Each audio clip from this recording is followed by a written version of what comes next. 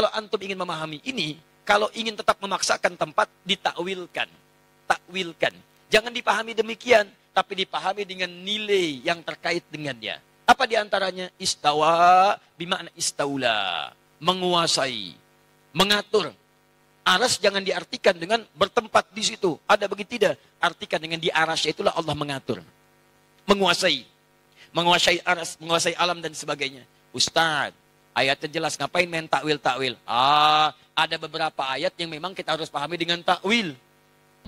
Al-Imam Al-Baghawi, seorang ulama yang wafat tahun 515 Hijriah atau 516 Hijriah, beliau menjelaskan bahwa orang yang mentakwil sifat Allah seperti Allah beristiwa di atas arasy, kemudian dia takwil menjadi Allah menguasai arasy, itu kata beliau kelompok Mu'tazilah, bukan Ahlus Sunnah. Ini kata Imam Al-Baghawi, bukan kami yang mengatakan, ya. Jangan dipotong lagi videonya. Di dalam tafsir tersebut dijelaskan awwalatil mu'tazilatul istiwa'a bil istila'i. Kata beliau, yakni Al-Imam Al-Baghawi, kaum Mu'tazilah itu mentakwil istiwa menjadi istilah, yang seharusnya Allah beristiwa di atas aras, kemudian ditakwil menjadi istilah menguasai aras. Itu kata beliau, kelompok Mu'tazilah itu suka mentakwil.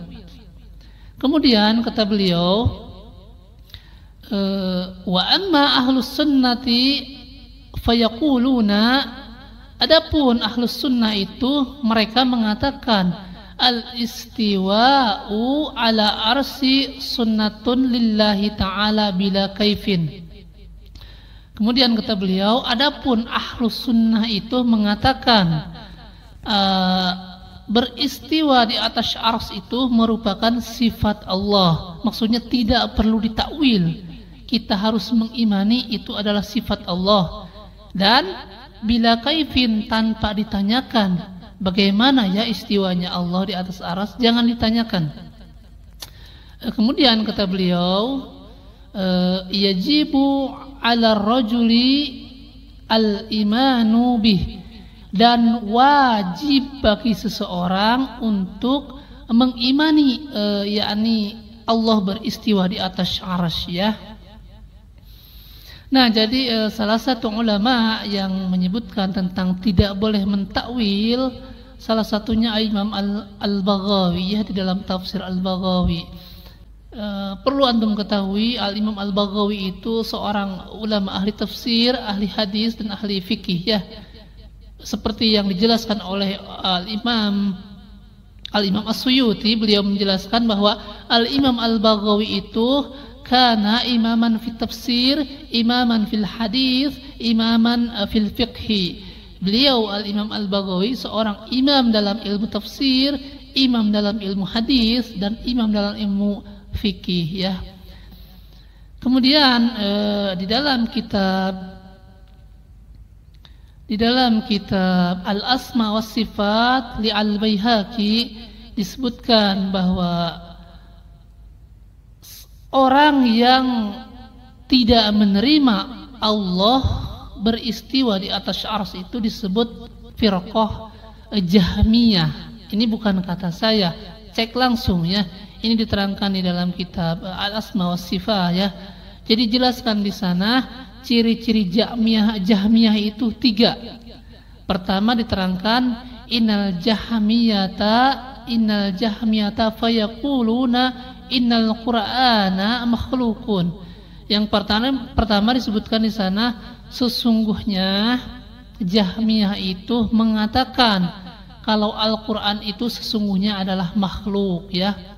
Itu ciri yang pertama. Ciri yang kedua disebutkan bahwa Jahmiyah itu menolak Allah berbicara kepada Musa. Padahal di dalam surah An-Nisa ayat 164 kalau tidak salah, Allah langsung berbicara kepada Musa, ya. Wa kallamallahu Musa taklima, ya. dan Allah berbicara langsung kepada Musa. Nah, yang ketiga ini poin pentingnya.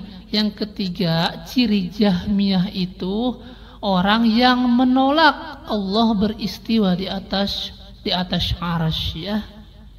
Jadi kata Imam Al-Baghawi di dalam tafsir Al-Baghawi, orang yang mentakwil istiwa di atas arsy itu disebut kelompok Mu'tazilah. Kemudian di dalam kitab Al-Asma wa Sifatil Baihaqi disebutkan orang yang menolak Allah beristiwa di atas arsy itu adalah kelompok Jahmiyah. Jadi silahkan mau pilih yang mana. Adapun Ahlus Sunnah, kata beliau, mereka tidak mentakwil. Jika di dalam Al-Quran disebutkan Allah beristiwa di atas arsy, maka kita harus mengimani bahwa Allah beristiwa di atas arsy tanpa ditanyakan bagaimana istiwanya, ya. Nah, mungkin itu dua ulama yang menyebutkan bahwa hukum mentakwil itu dilarang, ya. Bahkan disebutkan tadi kelompoknya firqah Jahmiyah, yang satu mengatakan firqah Mu'tazilah, ya. Dan yang terakhir yang perlu penanya dan kaum muslimin ketahui, bahwa ayat yang menyebutkan Allah beristiwa di atas arsy itu banyak sekali di dalam Al-Quran, ya. Banyak sekali di dalam Al-Quran. Jadi misalnya di dalam surah Ar-Ra'd ayat kedua dijelaskan di sana, "Tsumma stawa 'alal 'arsy." Kemudian Allah beristiwa di atas arsy.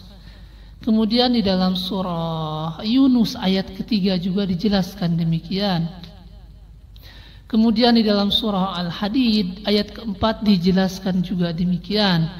Kemudian di dalam surah As-Sajdah ayat keempat juga sama dijelaskan demikian. Allah beristiwa di atas arsy. Kemudian di dalam surah Taha ayat kelima juga sama dijelaskan Allah beristiwa di atas arsy, ya. Ar-Rahmanu 'alal 'arsy istawa.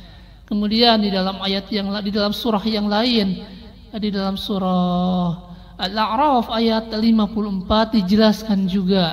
Kemudian di dalam surah Al-Furqan ayat 59 dijelaskan juga bahwa Allah beristiwa di atas arsy.